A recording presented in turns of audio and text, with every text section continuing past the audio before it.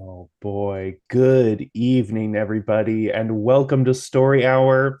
I am Sam Rebelein. Usually, Story Hour is co hosted by the lovely Laura Blackwell and the delightful Daniel Marcus. But this evening, I hope you can trust me to guide you through the shadows, the stars, the beautiful, and the beyond. Daniel Marcus started Story Hour over 5 years ago to help people stay connected by telling each other stories, and we're still going strong, which is really exciting. So, welcome back to those returning, and welcome to those joining us for the first time. As always, we have two writers reading their own work here tonight. Tonight's readers are Victoria Nations and Premee Mohamed. If you're here on Zoom, feel free to chime in on the text chat if you like. If you're joining us on YouTube, thank you and enjoy the stories without the pressures of socializing. First up, we have Victoria Nations. Victoria Nations is a horror writer and poet, an elder goth queer woman, and a biologist who is happiest wading through swamps. Her work appears in multiple venues, including Dark Matter magazine, Fish Gather to Listen, Frightmarish, Under Her Eye, and Mother, Tales of Love and Terror. Victoria lives with her wife in St. Augustine, Florida, who indulges her love of monsters. Everyone give it up for Victoria. Take it away. Hey, thanks so much. Thanks so much. Tonight I am going to be reading my story from Dark Spores anthology from Crone Girls Press. Um, the only content warnings I would give is there is some mild body horror, mild to me, and there is some dysfunctional family dynamics. And the name of this is Fruiting Bodies. Jay twisted to touch Suze's shoulder despite the awkward angle. One hand on the steering wheel felt precarious, even with the lighter traffic these days. But they could feel Suze's bunched neck muscles beneath her long hair. Suze's neck hadn't felt that tight in a long time, maybe since they'd last visited Joanne. The stiffness couldn't be helping Suze's queasiness.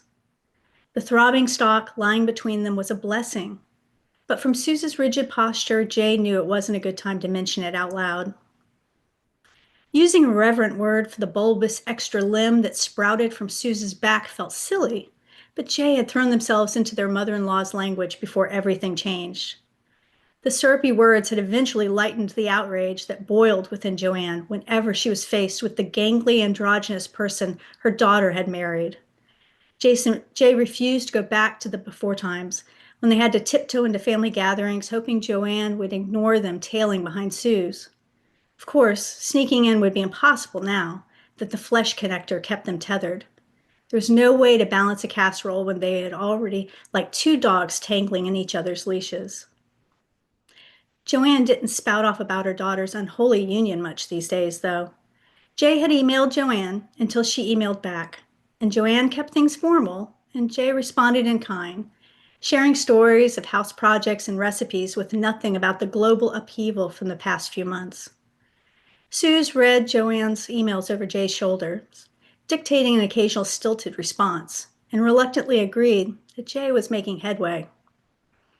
Memories of Joanne damning her to a hell she didn't believe in had swam across Suze's eyes when Jay suggested they visit after all these years, but she didn't refuse. Seeing Suze's fingers curl on her stomach made Jay want to reach for her again, but Suze would speak if she wanted to talk. Jay never imagined a closed fist and stoic face would be a comfort. Before Suze, those were signs of a gathering storm. The rumble before ugly words rained down from Jay's family, battering them. The barrage had driven Jay to the empty shelter of the streets. But with Suze, the fist only meant she was bracing herself, readying for the mask to fall from Joanne's face and her judgment to be unleashed. Jay would soothe Suze's cluster of emotions later, no matter what happened, when they were safe at home and could bundle together with their stock like a third cat between them. Suze, on the other hand, refused to use Joanne's imprecise language. She dazzled Jay when they first met as lab partners, a tall brunette who was already working in a lab and chattered about her dreams of leading one. Suze streaked their petri dishes with yeast and dictated data for Jay to write in their notebook, but Jay kept noticing her curls were streaked with auburn, the same rust color as her eyes.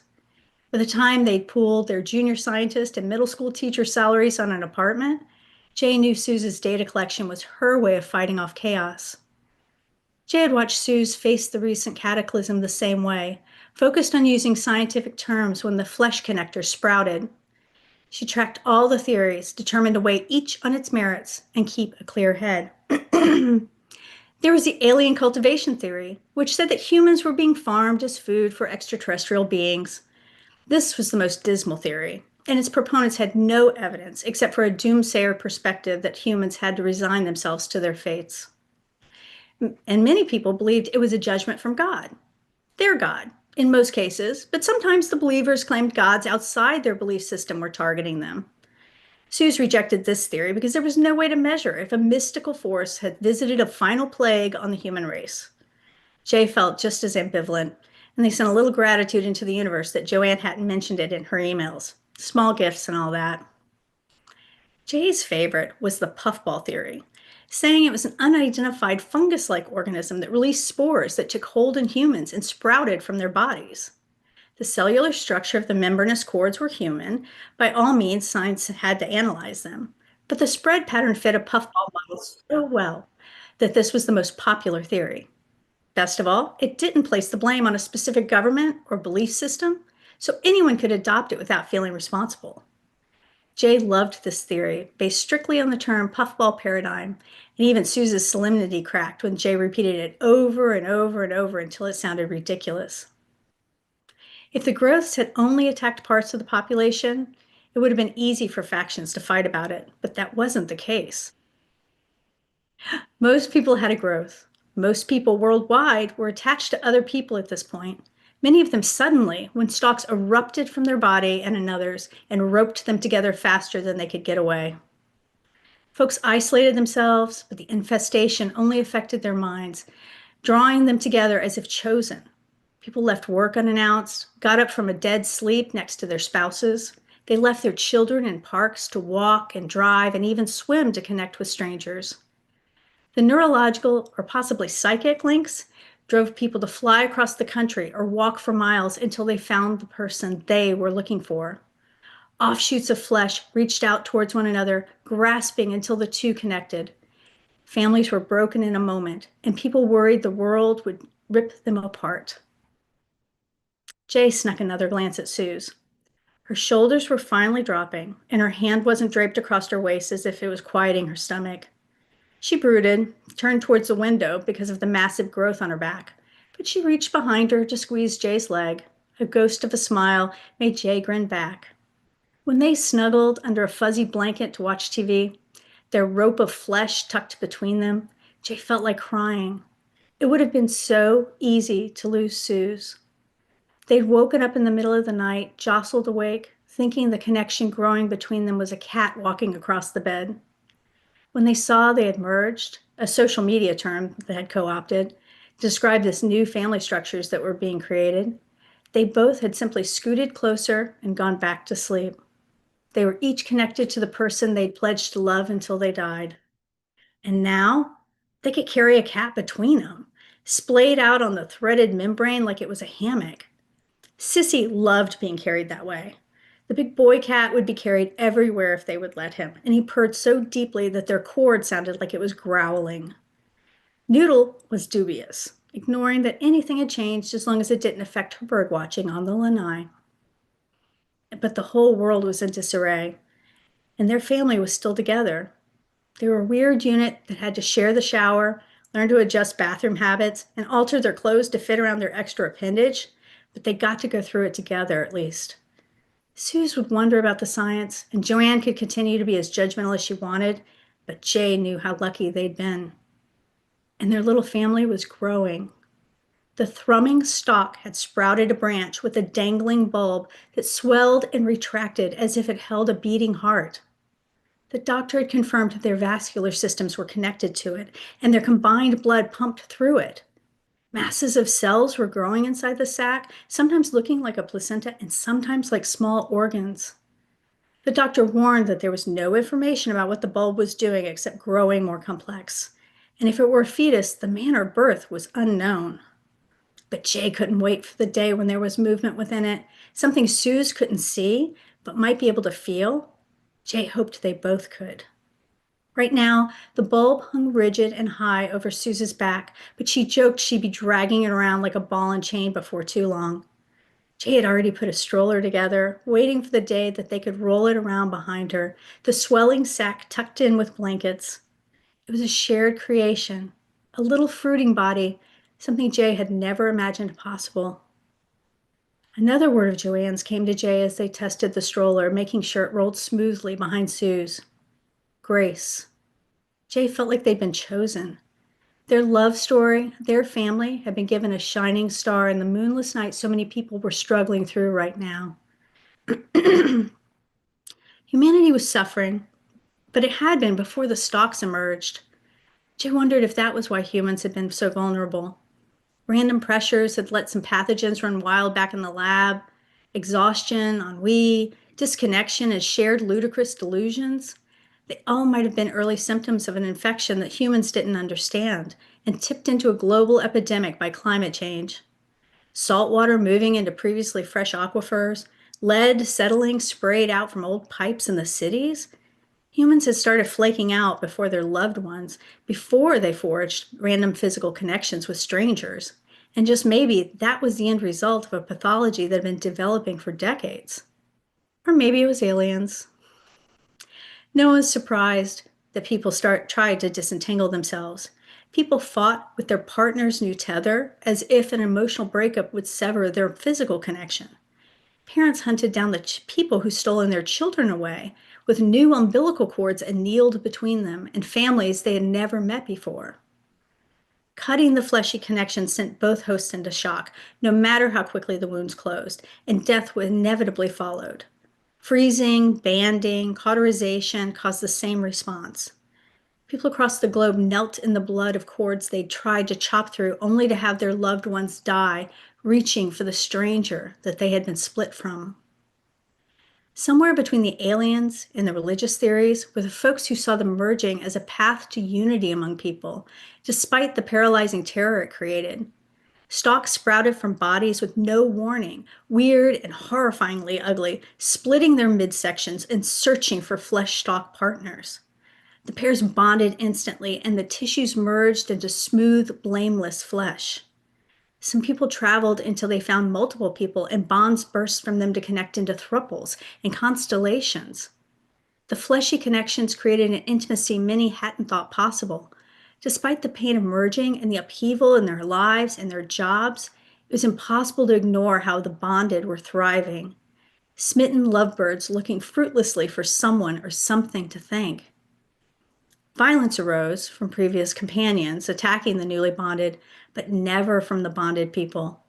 The bonded spoke of a newfound connection that was deeper than a belief or a devotion. Some said they found happiness for the first time in their lives, and the unbonded, their bodies intact and alone, spoke of an emptiness that could not be filled. Many were lost in the joyous clamor over the new connections, people who seemed to wither away, leaving notes describing an invisible stalk throbbing like a phantom limb, reaching for a mate that didn't exist. Jay was overwhelmed by their odds. The merging hadn't sent them anywhere but to each other. No wonder folks thought a higher power was moving through things, choosing and selecting and recognizing a powerful love when it was found.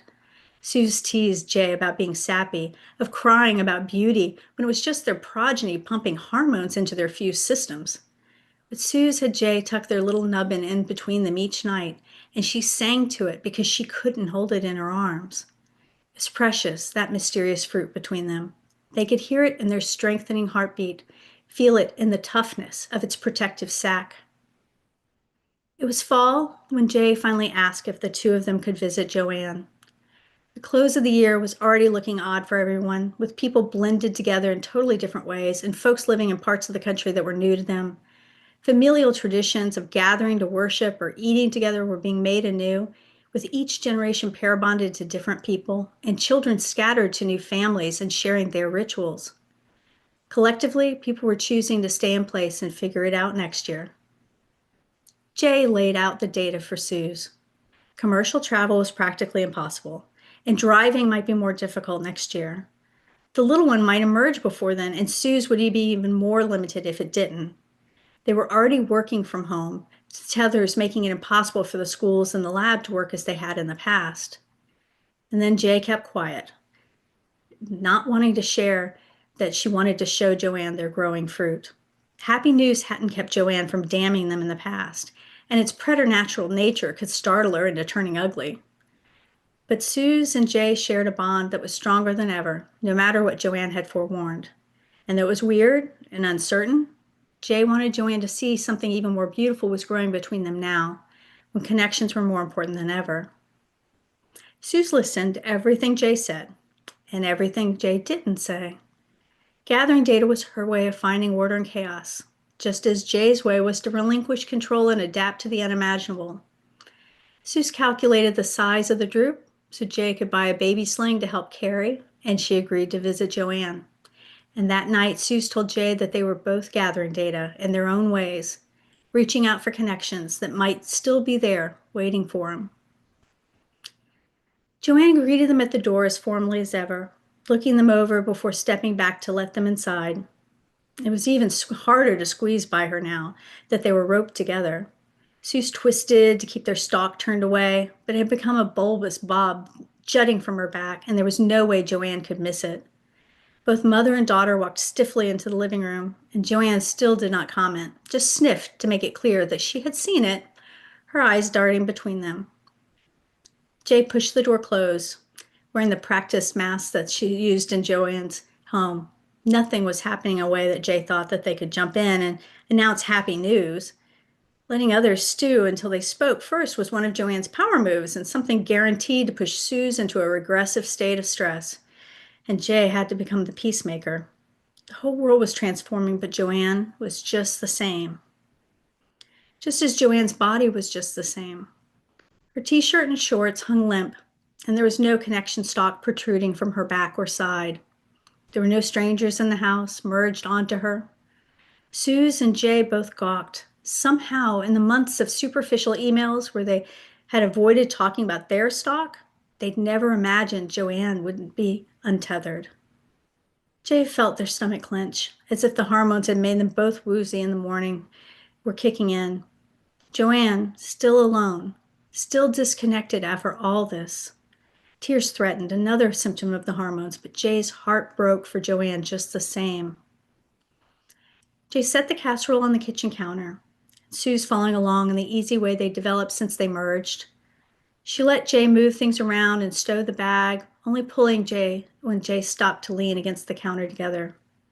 Joanne thanked them in the manner that she developed over decades, and Jay mimicked Sue's neutral reaction, a school of only two fish monitoring a predator that could attack at any time. Jay wanted to ask why Joanne didn't have a connecting stalk, but they knew she wouldn't know. She was not the only case of a disconnected human. There were scattered reports across the globe of people who never searched for their connection, who'd never had the stalk shoot out of their body and clasp of another person.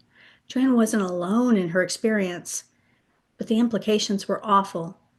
Did Joanne feel left out when all the world was finding their stalk mates, when people were crossing borders and oceans, changing their whole lives to find a partner? Did she feel lonesome that no one had shown up at her doorstep, bursting to be with her for the rest of their lives? Did she resent them, tethered together forever the way they had wanted, their unholy union sanctioned by aliens or God or the global organism that was remaking humanity in its image? It's not like they'd waited for others to approve their union. They just made the connection they needed. And then Sue spoke. Mom, we have happy news to share with you. And Jay knew she never would have said that if she didn't feel safe, finally safe in this house. We aren't sure what it means. We aren't sure what's coming. But we, Jay and I, wanted to share it with you. Our hearts pulled us to you. Suze took Jay's hand and turned, the bulbous sac hanging from her back, throbbing and glistening in the low wattage bulbs that Joanne refused to change. Jay turned with Suze. They were tied together as one. But they still could reach far enough to take Joanne's hand and place it on the sack so the three of them could feel. And the heartbeat beat together. The end.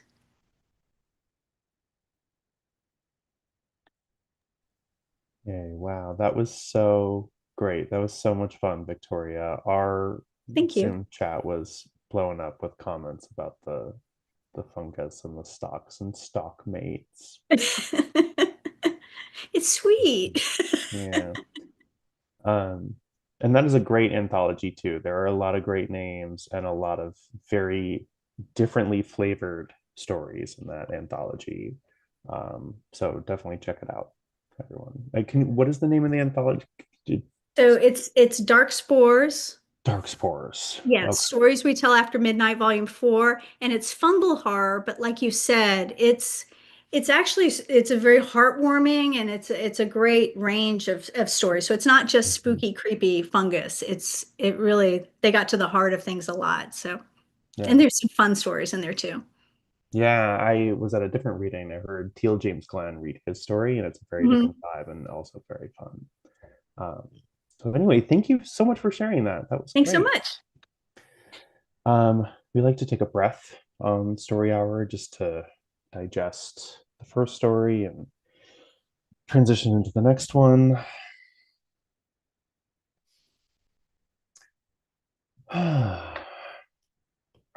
Premee Mohamed is a Nebula, World Fantasy, Ignite, and Aurora award winning Indo Caribbean scientist and speculative fiction author based in Edmonton, Alberta.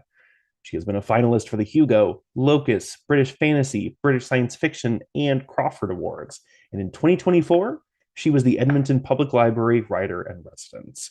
She's the author of the Beneath the Rising series of novels, as well as several other novellas. Her short fiction has appeared in many venues, and she can be found on her website at www.premiemohamed.com. Premie, take it away. Oh my God, thank you guys so much for inviting me back. And Victoria, thank you for that wonderful story.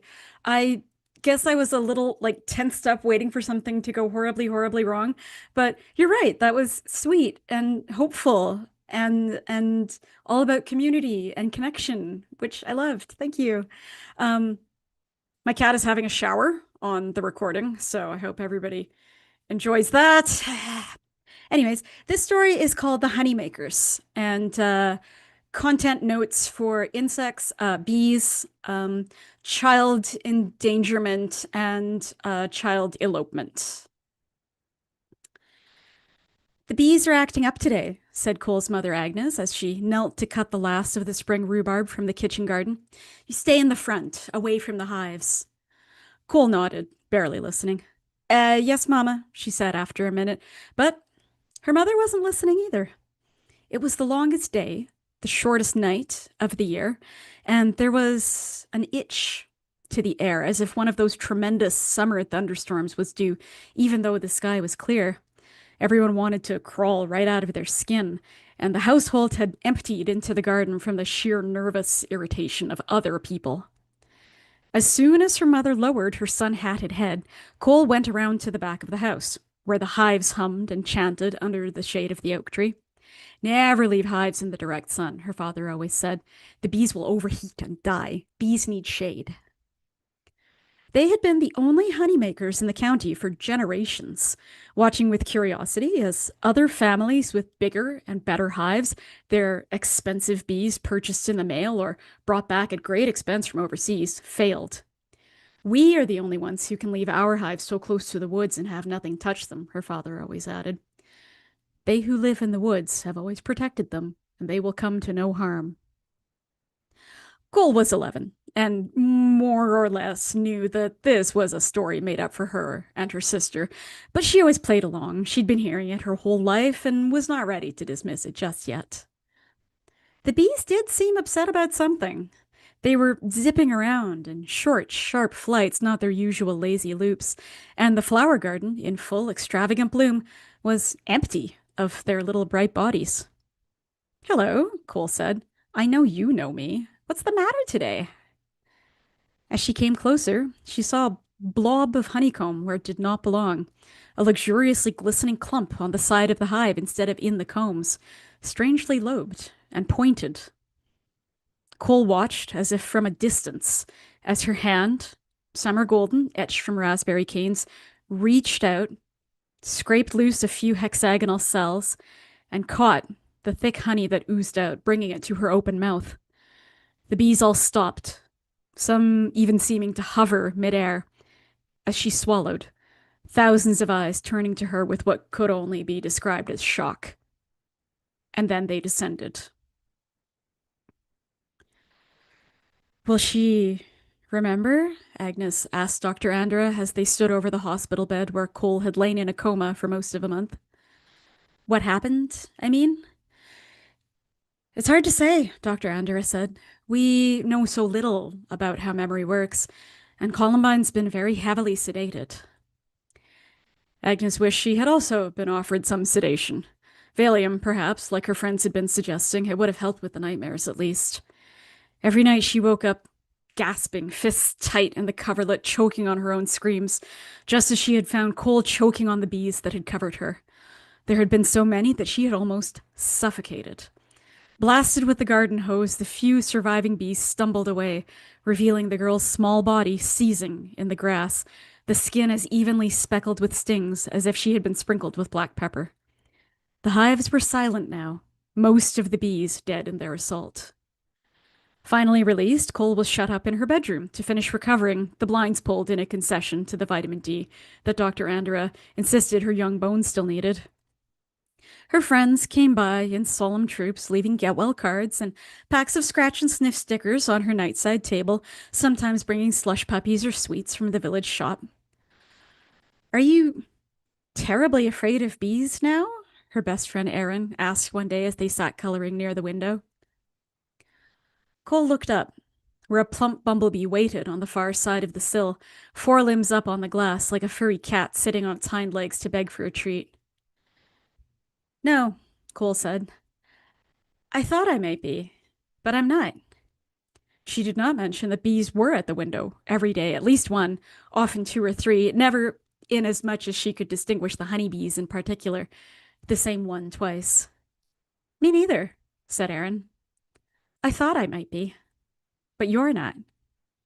No. Cole's mother came in and slapped the newspaper against the window to drive the bee away. After 2 weeks in her room, Cole finally ventured into the garden again, grateful for the warm grass and the smooth stones of the pathway against her bare feet. She had thought the hives would be empty, their occupants having fatally spilled their innards onto Cole's skin in June. But they seemed busier than ever, far more bees than they usually owned, a shimmering mob of brass-colored bodies and blue wings. Hello, she said again. It's me. Do you remember me? They roared at once, seemingly in salute, and raced off to the flower garden, now bursting with later blooms, hydrangeas and coneflowers, foxgloves and roses, the hardy geraniums that grew in the stone wall. Cole followed them, feeling them zip through her hair, sending the black strands flying like smoke, laughing at their delicate feet on her neck and wrists. She plucked and ate a pansy, her tongue diving deep into its purple heart to get at the pollen, and then a chrysanthemum, which tasted much better. The following week, Cole's little sister Dahlia, well, if we're going to name them after flowers, I certainly don't want anything common like Daisy or Rose, her father had said, found Agnes in the living room and asked her to open another bottle of jelly. I can't get it open on my own, and Cole's got the other bottle in the garden, Dahlia said. Agnes opened the bottle, handed it to her younger daughter, and went to the back door of the house. Through the screen, she saw Cole, Erin, and 2 girls from the village serenely eating bread and jelly next to the hives, in the dim green shadows of the trees. A 5th girl, little Savita from down the street, danced slowly in the flower garden, stepping between the stems, her eyes closed. Agnes went to the kitchen and opened the pantry, where there had been a neat row of white plastic honey tubs on the bottom shelf. Now there was only one left. It wasn't until she caught Cole and Dahlia outside eating tree sap that she put her foot down. It's 9 o'clock, she said, pushing them back inside, their bare feet silent on the path. I simply won't have it. Both of you are supposed to be in bed, not running around like wild animals. From now on, you are to ask your father or me if you wish to be in the garden. And you've never shown the least interest in the woods anyway. Her voice was trembling, but she was resolute, and she pretended that she couldn't see the shadows the bees made on the windows as they went inside. Neither girl said anything. After the lights were out, Dahlia slipped out of bed and crossed the hall to Cole's bedroom, stepping carefully over the creaky board. "Did you learn a new dance today?" she whispered from the doorway. "Yes. Did you learn one?" "I can't remember it all," Dahlia said. "Do you think Mama's angry at us?" "No, Leah, I don't think she is." After a minute, Cole got up and put Dahlia back to bed, turning on her tulip nightlight and making sure her water glass was full. "She really isn't," Cole said reassuringly as she shut the door. "I promise." But as the weeks went on, both girls part of an increasing flock that seemed not so much drawn to the woods as actually incapable of staying out of them, Agnes wavered between anger and actual terror. Some nights there were other parents out there climbing past the no trespassing and warning bees signs right into the back garden to drag their daughters home after the sun went down. Cole's parents apologized, wept, raged, commiserated. Some nights there were 10 or 12 dancers, swiveling and bowing and turning in their white dresses as delicate as moths against the dark leaves of the woods. "We should get one of the doctors down here," said Ashley's mother one night as they stood in the doorway watching the girls disappear one by one into the woods. She tugged a packet of tissues out of her skirt pocket and dried her eyes again. "Who was with Columbine in the hospital? Dr. Andra?" "He did say to call any time," said Agnes. Dr. Andra came out the next day as requested around sunset and watched as the girls began their strange small dances, lining their shoes up neatly along the stone wall. They paused only to eat honey from the combs that had started to bulge from the loud and populous hives, decorously spitting chewed wax into their hands. "What happens when you try to get them back inside?" Dr. Andra said. He was very young and very handsome, and was also the only doctor in the area, which gave his words the needed weight that his youth and looks had stolen from him. Agnes paused to line up a coherent answer, aware that it all sounded quite mad. "Well, they do come in," she began. "Well, very good. They don't argue, reason, bargain?" "No, but then sometimes I'll go to check on them in the night and they aren't in their beds," Agnes said and burst into tears. Aaron's mother said, "Me too." "Same here," said Marta and Ingrid's father. "But they're always back by dawn." "They need their sleep," said Dr. Andra firmly. "Especially Dahlia. What is she, 7? This is far too late. It's not good for them. I'll go out and have a word with Cole." Agnes and Aaron's mother followed him into the perfect lavender dimness of a summer dusk to the foot of the quiescent hives. The only sound was the wind roaring through the massed oak leaves and the rank trunks that stretched out for miles beyond the house. "All right, everyone," Dr. Andra said, clapping his hands. "We all need to go home and go to bed, and I don't want to hear any more of this, all right?" Cole looked up, her face dreamy and tranced. Dr. Andra turned to Agnes. "Do you keep prescription medications in the house?" he said sharply. "Sedatives, tranquilizers, mood stabilizers, anything like that? Antidepressants?" "No," said Agnes. "Nothing like that. Nothing stronger than Nurofen, and that's locked up in my medicine cabinet." She too had seen Cole's face, the emptiness of it, but drugs had simply not occurred to her. Now that it had, she found herself more ashamed than frightened, thinking that Cole had gotten them from somewhere else, maybe even the hospital. She was at that age where girls got into trouble and lied about it, leaving behind that childhood vulnerability that is not precisely innocence, but the foreknowledge that they would be apprehended at their petty, unplanned crimes. Agnes stalked forward as the other girls melted into the trees, not running exactly, almost swimming through the soft, thick air. She got Cole by the arm and said, "Right, young lady," and then shrieked, mostly with surprise, as a bee stung her on the cheek. She had been working with bees her entire life and had been stung hundreds of times, but this time she felt a bolt of real fear. They were supposed to be asleep now, but they were waking, the hum increasing like a crowded auditorium slowly filling. Another bee stung her on the ear, its legs scrabbling there for a moment before falling away. She brushed it frantically off her shoulder and was stung on the back of her hand. Next to her, Aaron's mother and Dr. Andra were dancing and yelping in pain. Dahlia and Cole stood hand in hand, untouched, watching them. As the adults fell back to the house, they too walked into the woods. By the next morning, when none of them had come home, Cole's mother started a phone chain that spread to most of the village, and they called the local police out some 15 miles away to help with the search.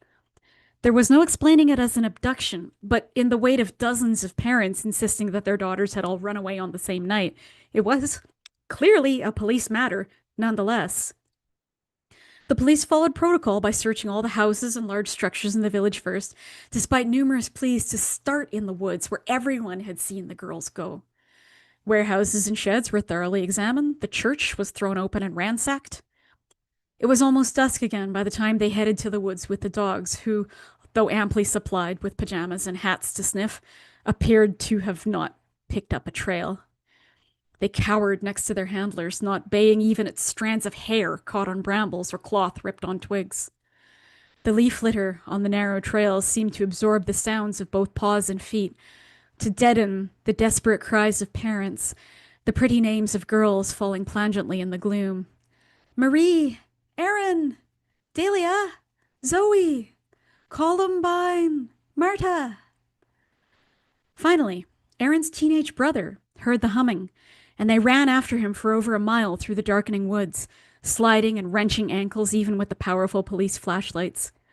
The night sounds of the woods sounded bafflingly close, every owl swoop and bat squeak, leaves tossing and grumbling in the updrafts as the heat of the day left them.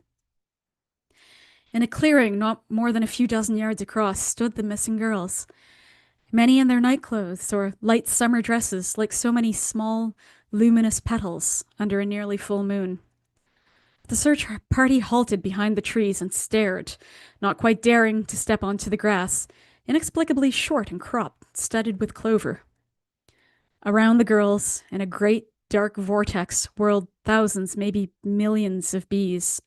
Red and orange bumblebees, shy carpenters, honeybees of every size and shape.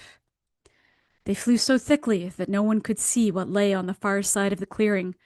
Perhaps, Agnes thought, a great statue in the shape of a woman, but it was impossible to see.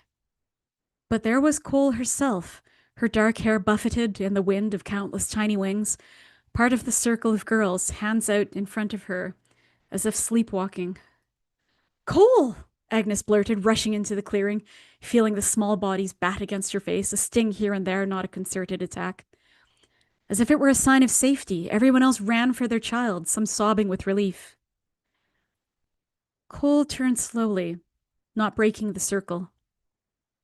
The woman who had embraced her smelled familiar, was wafting a scent she almost knew. But the call of the forest queen was greater, pulling on her with almost physical force, drowning out human words with the sound of the promised summer storm.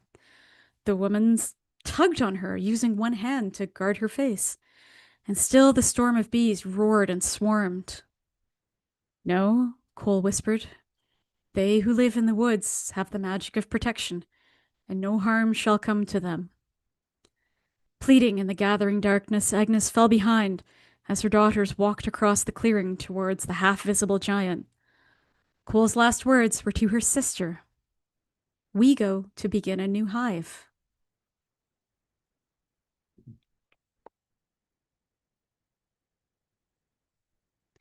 Thanks for listening, all. Oh my gosh, thank you for sharing. This is what I love about short fiction is that you build so well to a punchline, kind of a final, bam, and that you build so well to that one. That was really, really fun. Oh, thank you, Sal. Such an arc. I've read that one before, and when you said what you were reading, I was like, okay, I'm gonna not reread that. I've gotten enough so I can feel it like it's new. Oh. Good stuff. Bees. Oh, both great Loved all stories. the different bees. All the bees you incorporated. I wanted to incorporate more bees. This story was cut down a little bit by the editor, who was like, oh, I think you have too many flower names. I think you have too many bee names, too many tree names. And I was like, okay. This was like a very, very early story. So I was like, I better do what the editor tells me. Single tear. Yeah. I wanted to see a creator's cut then. I was going to do a Patreon post about it, actually, like Taylor's version, because the ending was also changed. What? Oh. Yeah, you said it used to be harsher. It was, yeah, it was sort of the same for the girls. It was different for the people who would come after them. So, yeah. Mm. Nice. Both, I was going to say, both great stories about community and finding and building communities. And that's just so wonderful. Thank you both so much for sharing your work tonight. Thank you. Thank you for inviting us. This has been fabulous. Listen, how- everybody. Yeah. Next week, our readers are Ben Francisco and Suzanne Palumbo. Palumbo. Okay. Susan Palumbo. I should have asked pre-show. Sorry, I should have said. I remember having to ask her if it was Susan or Susan and myself. No, we made it. That's all that counts. Meg Allison will guest host, so that's pretty great. I recommend checking storyhour2020.com the day of the reading for any announcements or changes. Storyhour2020.com is also a good place to learn about upcoming authors, and the recordings page there is full of handy links to any programs that you may have missed. You can also browse the Story Hour page on YouTube and subscribe so you never miss a story. Victoria and Premee, thank you so much for sharing your stories. This is so great. Thank you, Laura Blackwell and Daniel Marcus, for trusting me, Sam Rebelein, once again to help tend this virtual campfire. This is so fun. It's always an honor. And thank you, all of you who are here, for joining us in spinning the fictive dream. Good night from Story Hour.